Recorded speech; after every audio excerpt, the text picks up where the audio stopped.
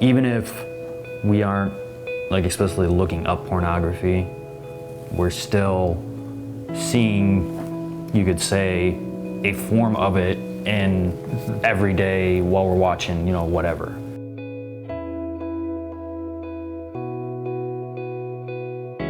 I think that's even more like potentially dangerous to say than just seeing, because like there's so many subliminal messages that are like being portrayed or being sent out through the media, like I was saying before. A kid is gonna watch a program, maybe it's not a bad program, but you know, there's an advertisement on there that's gonna portray a woman sexually, and it's gonna look like it's an okay thing. It kind of gives you like a stepladder into pornography. It's not, because then it's not that shocking when you come across it, because you're kind of worked up to that point without even realizing it.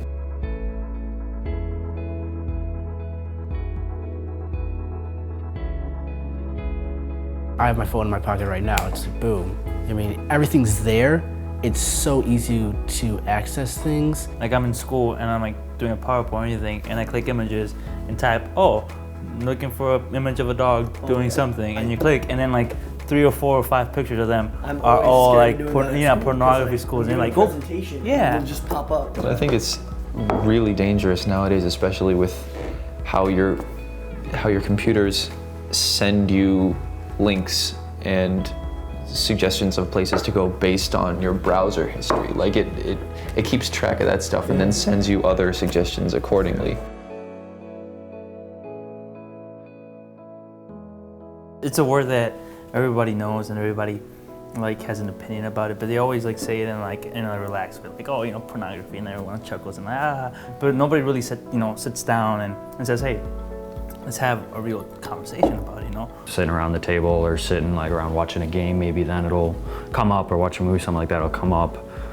But even then it's more in like a joking manner. I remember it was like freshman year or sophomore year, I don't remember, we had a teacher and we went to the computer lab, for example. He was like, you know, look up these websites or something, and he was like, oh, don't look at porn. You know, we go to an all-guys school, like, okay, it's kind of funny, but everyone laughed. I think it's a way of kind of avoiding that gut instinct that it's not something that you should be involved in.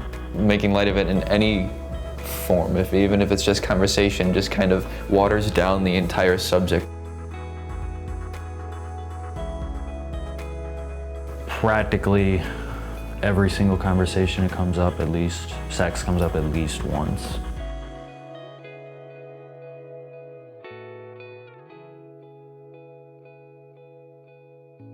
With people I know have the same beliefs that I do, I try to like call them out on it. But if it's other people, at times you get like swept up in the conversation. I give a sort of coward, but it's like standing point. Like I'll say like, that was not funny, but like, maybe I'll smile a bit, or maybe I'll like turn around and look away, and I won't look at them like their eyes and really say that wasn't funny. Stop. Yeah.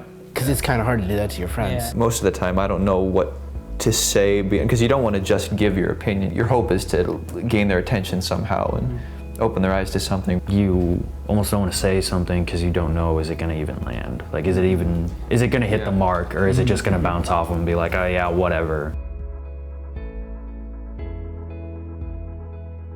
Everyone wants love. Everyone, you know, no matter how macho man you think you are, everybody's search, I feel, in the end is the highest love possible. Sex itself really doesn't require any work, whereas actual love does. Right. Which is what like sex is supposed to be. Yeah, they're supposed to go It's hand supposed to in be, hand. you know. Exactly, so they're like stripping them away from each other. Love is actually to mean the good of another person. Like when you see another person, you want them to be well, right? So like that's what it means to love, and I don't think there's any of that in pornography. Porn is kind of really is like the exact opposite of love, even though that's what you, in the moment, you may think you're getting, because it turns something that's supposed to be completely selfless into something that's entirely selfish. I think that a lot of people don't actually understand what love really is. And I think that's kind of part of like the difficulty with the pornography, is that people don't actually realize what it's supposed to be and what love truly is, and they're not going to be able to see that.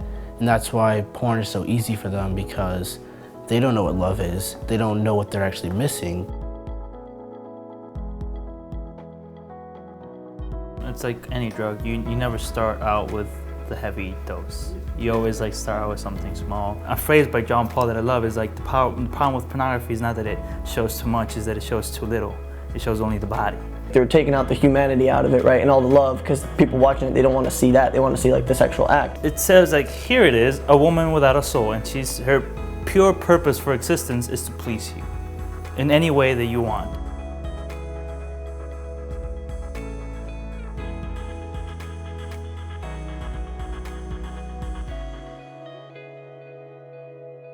It turns women into objects and it turns them into body parts. Even if they're someone that they really love and they actually need in their life, I think it'll still like affect their mentality of how they view the other person, just because they're addicted to something that's just for their own pleasure. Come here and we'll give you the good stuff without any of the bad, of the complicated stuff. Yeah.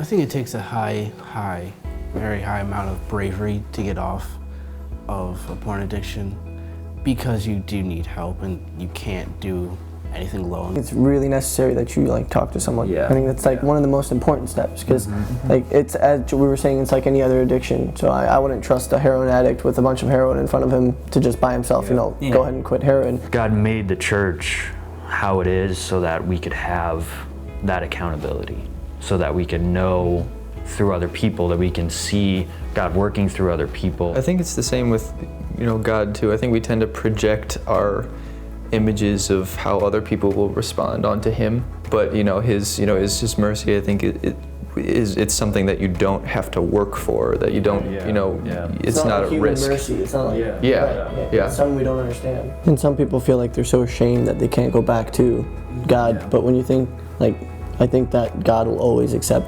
anyone, Based on my personal battle with porn, that no matter how many times you say, okay, last time, you're gonna go back. And that the only way to break that cycle is by repenting. And also I would say that if there are Christian people and followers of Christ in your life, you need to talk to them about it. And because of God's mercy, He just took all the want over the time that I needed to break that addiction. Right after that is when I realized the good fruit that God was going to use me for. We're all broken people. No matter how, devout we are, we still need healing and we still need help. With God, nothing's impossible. Nothing.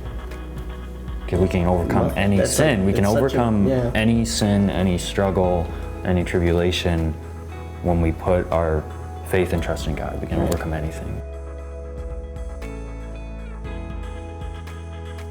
You're more than just body parts. You're a daughter of God.